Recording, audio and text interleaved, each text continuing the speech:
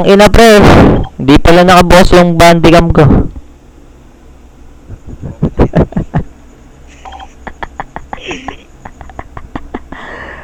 Tag ilang yan.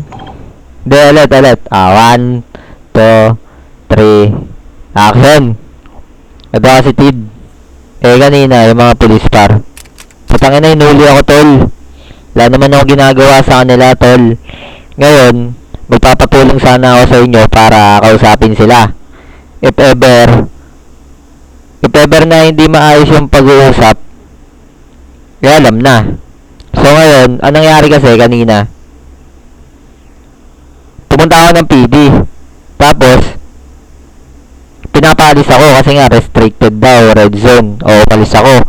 Tapos, itong mga kapatid natin sa 40, kukuha daw sila na wet leak. Sumunod ako, sabi ko, kukuha din ako. Pagkapasok ko dun sa may PD, naglabas sila ng taser.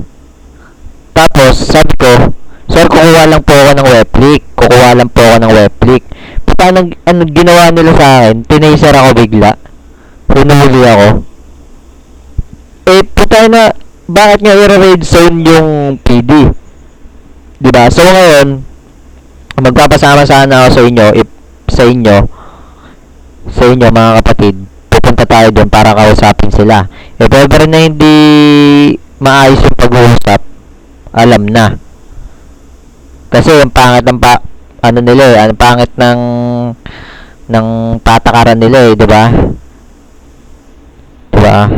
Tayo na pare, bigla akong hinuli. At least alam nyo ba kung anong pinagagawa sa akin? Hinuli ako, pre. Disrespecting. Wala naman, di ko naman sila disrespect.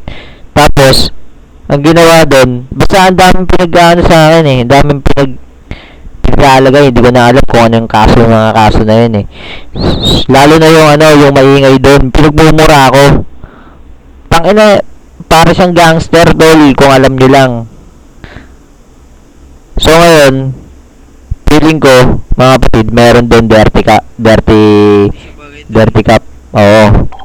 May dirty cup doon. So ngayon, magpapasama ako sa inyo para puntahan yung mga kupal na yun.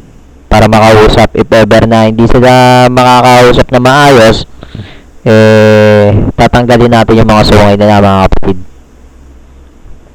Kung mag-GG kayo, maraming salamat mga kapatid. Ngayon, ipaplano na natin kung paano natin sila papabagsak, kung paano natin sila makakausapin. Maraming salamat mga kapatid. Maasahan talaga kayo.